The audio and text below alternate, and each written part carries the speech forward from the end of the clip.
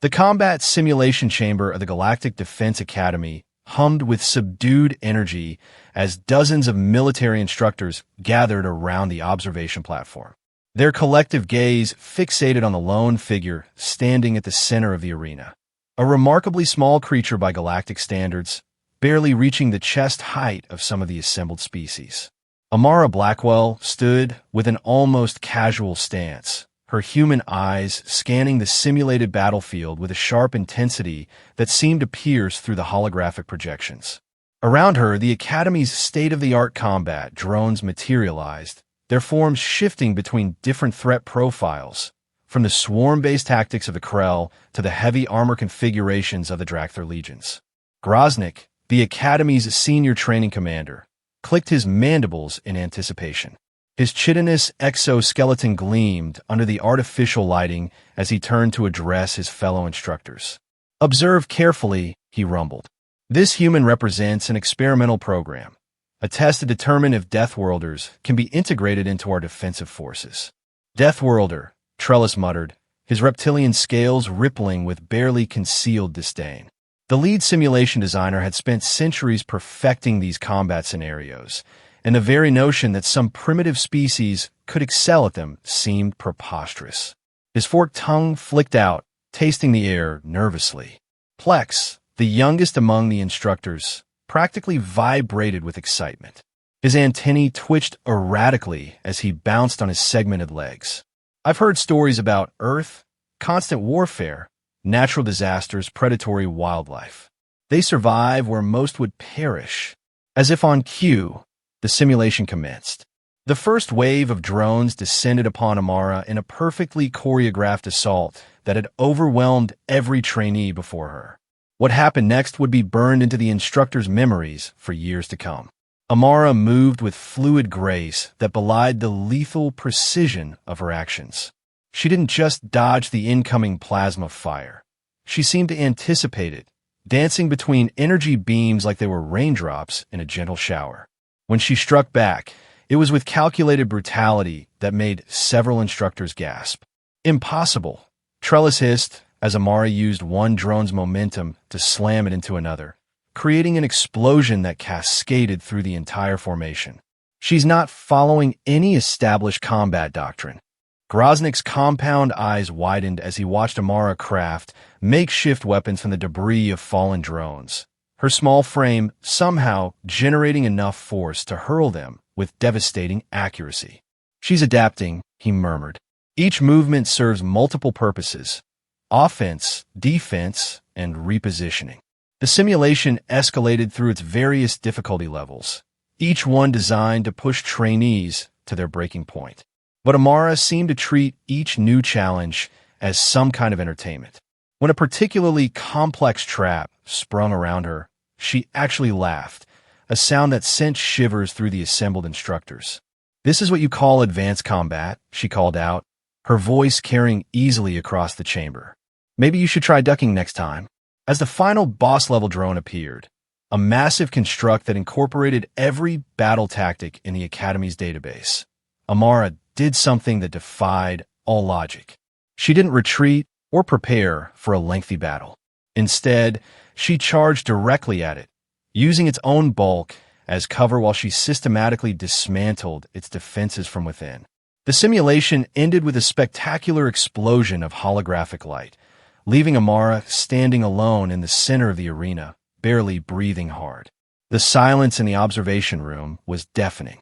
"Record time," Plex whispered, his antennae completely still for once. "She didn't just survive, she obliterated everything." Trellis's claws dug into the control panel, leaving deep gouges in the metal. "There must be a malfunction," he insisted. "The difficulty settings were correct? All systems nominal," Groznik confirmed, a strange mix of concern and fascination in his voice. "This is genuine performance." As Amara exited the simulation chamber, she glanced up at the observation platform with a slight smirk. "When do I get to try the hard mode?" she asked innocently. The gathered instructors exchanged glances that ranged from awe to terror. In that moment, they began to understand that Earth wasn't called a death world because its inhabitants merely survived there. It was called that because everything on Earth had to fight for survival, and humans had mastered that art to a terrifying degree. Hours later, the Academy's Command Council convened in a secure conference room. The walls displayed multiple angles of Amara's combat performance, each replay revealing new layers of strategic thinking that had initially escaped notice. "We need to evaluate our entire training program," Groznyk stated, his usual authoritative tone tinged with uncertainty. "If one human can accomplish this, what would an entire squad be capable of?" Trellis remained skeptical. "Perhaps we're overestimating based on a single anomaly. This Amara could be an exception among her species. An exception that makes our most advanced combat scenarios look like children's games." Plex interjected. "I've analyzed her movements. There's a pattern there, but it's not one we've ever documented." She thinks differently. A holographic message materialized in the center of the table, bearing the seal of the Galactic Council. Admiral Vorix's stern visage appeared above it. "The Void Collective has increased their incursions along the outer rim," his voice boomed. "Their tactics grow more erratic with each engagement. We need new strategies, new approaches." Groznyk's mandibles clicked thoughtfully. "Perhaps our Deathworlder friend has insights we've been too conventional to consider." The decision to involve Amara in the Academy's tactical development proved transformative. When she entered the strategy room the next morning, she surveyed the assembled military minds with that same penetrating gaze she'd used in the simulator. "Your problem," she began without preamble, "is that you think war has rules. The Void Collective doesn't play by your book. They're writing their own." Trellis bristled at this criticism of centuries-old doctrine, but Groznyk raised a claw to silence any objection. "Continue," he urged.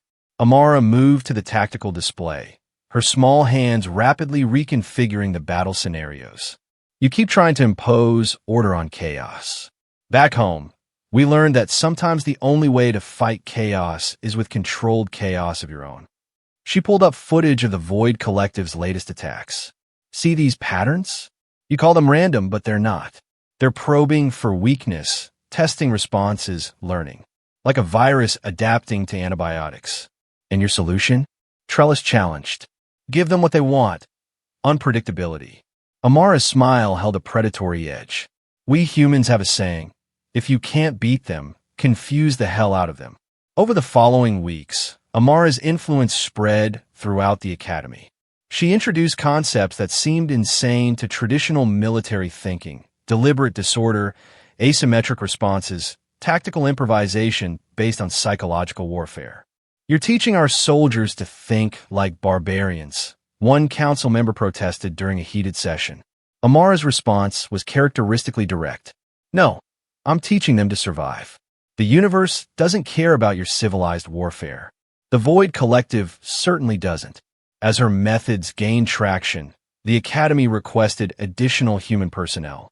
The arrival of Okafor, Patel, Mendoza, and Barrett, each a specialist in unconventional warfare, sent ripples through the institution. "These are your elite warriors?" Trellis asked incredulously as he reviewed their files. One was a guerrilla fighter, another a survival expert.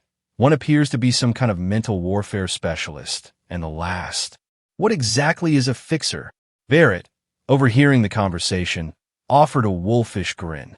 "I make problems go away, usually permanently." The integration of human tactical thinking wasn't smooth.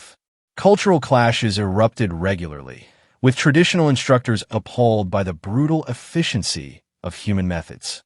During one particularly tense briefing, a senior strategist accused the humans of promoting war crimes. Amara's response cut through the tension like a blade. "War crimes are what you call tactics that work too well for your comfort. The Void Collective won't hesitate to break your rules. They'll use biological weapons, attack civilian targets, employ psychological manipulation. You want to maintain your moral high ground? Fine. Just don't be surprised when you're maintaining it from a mass grave." The turning point came during an unexpected readiness drill. The Academy's leadership had secretly authorized a mock Void Collective attack, using captured ships and modified IFF signatures to test the new protocols. As alarms blared and the Academy's defenders scrambled to their positions, Amara stood calmly in the command center, studying the sensor readings. Something about the attack patterns didn't match known void tactics. "Hold fire," she commanded, earning shocked looks from the staff. "But the protocols," someone began, "are only as good as the intel they're based on," Amara interrupted. She pointed to subtle anomalies in the energy signatures. "This is a test. The Void Collective's plasma weapons have a distinctive decay pattern. These don't match." Her insight prevented what would have been a catastrophic friendly fire incident. The Academy leadership, initially prepared to reprimand her for questioning orders, instead found themselves having to acknowledge her superior situational awareness. "How did you know?" Groznik asked later. Amara shrugged. "Paranoia is a survival trait where I come from. We assume everything might be a trap until proven otherwise. The real test came sooner than anyone expected. Intelligence reports confirmed that the Void Collective was developing mind control technology, a revelation that sent shockwaves through the galactic community. If they perfect this capability, Admiral Vorix warned during an emergency briefing, they won't need to fight us conventionally. They'll simply make us fight ourselves." An urgent distress call interrupted the meeting. A research station in the Krell sector had gone dark after reporting unusual void activity. The station's work on mental defense systems made it a crucial target. "We need to respond immediately," Vorix declared. "Who's ready to deploy?" Before any of the senior commanders could volunteer, Amara stepped forward. "Send us," she said, gesturing to her human team. "This is exactly the kind of asymmetric threat we've been training for." The rescue mission began with a hyperspace jump that left most of the mixed-species team disoriented. Only the humans seemed unaffected, already checking their equipment and discussing contingencies. As they approached the station, the eerie silence spoke volumes. No automated defenses triggered, no distress beacons activated, just the soft glow of emergency lighting against the void. "Life signs are scattered and weak," Patel reported from the scanner station. "No bodies visible in the corridors." "Mind control," Mendoza muttered.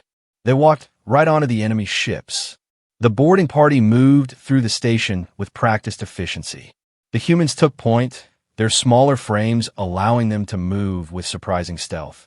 They found their first survivor huddled in a sealed maintenance compartment. "The signals," the researcher gasped. "They broadcast something." Everyone just stopped fighting and walked to their ships. "I felt it too, but the isolation chamber blocked most of it." "Details," Amara demanded. "Frequency, pattern, anything.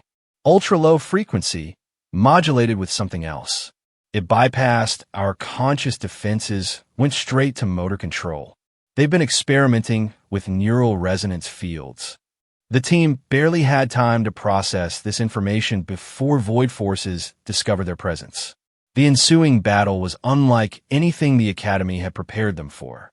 Void soldiers moved with unnatural coordination, their actions synchronized through their mental network. They adapted instantly to every tactic, countered every maneuver with mechanical precision. But the humans had spent their entire evolutionary history dealing with unpredictability.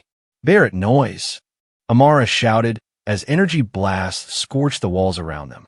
The fixer grinned, producing a device cobbled together from station equipment. "One electromagnetic headache. Coming up." The pulse that erupted from Barrett's improvised weapon sent visible ripples through the air. Void soldiers stumbled, their synchronized movements faltering as the interference disrupted their mental link. "Now," Mendoza ordered, leading the charge through the temporarily disorganized enemy. Okafor used the station's own systems against the invaders, triggering environmental controls to create a maze of sealed sections and atmospheric variations. Patel's survival expertise came into play as she navigated the team through maintenance tunnels and service ducts, always staying one step ahead of the recovering Void forces. They found the captured researchers in a converted cargo bay, connected to a nightmarish array of neural extraction equipment. The Void had been literally mining their minds for information on mental defense systems. "We need to disconnect them safely," Patel warned as they secured the area. Sudden separation could cause permanent damage. Amara studied the alien technology with clinical detachment. Mendoza, you're our psychology expert. Can you reverse the connection? Give me 5 minutes and some luck, he replied, already interfacing with the control systems. Those 5 minutes stretched into an eternity as void reinforcements pressed their attack. The humans fought with a ferocity that left their alien allies stunned, using improvised weapons, environmental hazards, and psychological tactics that seemed to border on madness. When a Void commander attempted to reassert mental control, Okafor countered with a technique from his guerrilla warfare days, flooding the local comm channels with conflicting signals that created a feedback loop in the Void's network. Their hive mind is their strength and weakness, he explained while laying down suppressing fire. Overload the network, and they can't function. The rescue succeeded, but at a cost. Several team members sustained injuries, and the station was severely damaged in the fighting. As they evacuated with the freed researchers and critical data on the Void's mind control technology, Amara took one last look at the chaos they'd left behind. This was just a test run, she told Groznyk over the comm. They'll come back with something worse. The aftermath of the mission resonated throughout the Galactic community. The Academy's after-action report detailed not just the successful rescue, but the unprecedented tactics employed by the human team. We're witnessing a paradigm shift, Admiral Vorix announced to the assembled Galactic Council. These humans don't just adapt to chaos, they weaponize it. Political debates erupted over the integration of more humans into the defense forces. Some council members pushed for immediate expansion of the program, while others warned about unleashing forces they couldn't control. The humans saved our researchers, one delegate argued. Their methods may be unorthodox, but they're effective. Effective today, perhaps, another countered. But what happens when they decide our methods are too restrictive? When they start applying these tactics against us? Amara, present as a witness to the mission, listened to the debates with barely concealed amusement. When finally asked for her perspective, she stood before the assembled dignitaries with the same confidence she'd shown in the combat simulator. You're asking the wrong questions, she stated bluntly. The issue isn't whether humans can be controlled. It's whether you can afford not to have us on your side. She brought up displays of the Void Collective's expanding influence. They're not playing by your rules because they intend to write new ones. You can either adapt or become extinct. That's not a threat, it's evolution. The Council ultimately approved expanded human integration, though with significant oversight provisions. The Academy underwent its most comprehensive reform in centuries, incorporating human-inspired chaos theory into its training regiments. Groznyk, watching his institution transform, found himself in Amara's office one evening. You've changed everything, he observed. Not everything, she replied. Just enough to give us a fighting chance. And if the Council's fears prove justified? If humans become the threat they worry about? Amara's smile held no warmth. Then you'll need everything I've taught you to stop us. Consider it insurance. On the observation deck, Trellis and Plex stood, watching new recruits tackle redesigned simulations that incorporated random elements and psychological stressors. They're actually improving, Trellis admitted grudgingly as a mixed-species team successfully completed a scenario that would have been impossible under the old system. Plex's antennae waved enthusiastically. The humans call it thinking outside the box. Though I still don't understand why they'd keep thoughts in boxes to begin with. As the Academy's influence spread, reports came in from across the galaxy. Military units trained in the new doctrines achieved unprecedented success against Void incursions. The mind control technology that had seemed unstoppable now faced effective countermeasures developed from the rescued research. But with success came new challenges. The Void Collective, faced with effective opposition for the first time, escalated their attacks. They deployed increasingly exotic weapons and tactics, forcing the defenders to constantly evolve. Barrett led a team specializing in predictive chaos, using advanced algorithms combined with human intuition to anticipate and counter Void strategies before they could be implemented. It's like chess, he explained to confused alien officers, if chess had infinite boards and the pieces could change their movement rules mid-game. Mendoza established a psychological warfare division that turned the Void's mental manipulation tactics against them. They rely on collective consciousness, he noted during a briefing. Introduce doubt, fear, or confusion, and their efficiency plummets. Okafor's guerrilla doctrine became standard training, teaching forces to use terrain, timing, and misdirection to overcome superior numbers. Never fight the battle they want you to fight became his motto. Patel revolutionized survival training, preparing troops for extended operations in hostile territory. Her methods, drawn from Earth's harshest environments, produced soldiers capable of operating independently when cut off from command structures. As the conflict intensified, Amara found herself elevated to a strategic advisory position. She coordinated the various human specialists while serving as a bridge between traditional military thinking and the new chaos doctrine. During a particularly heated strategy session, as commanders debated response options to avoid fleet massing near the galactic core, she interrupted with a proposal that stunned the room into silence. "We've been playing defense too long," she declared. "It's time to take the fight to them." "Attack the Void Collective directly?" a commander sputtered. "That's suicide." "No," Amara corrected. "It's unexpected.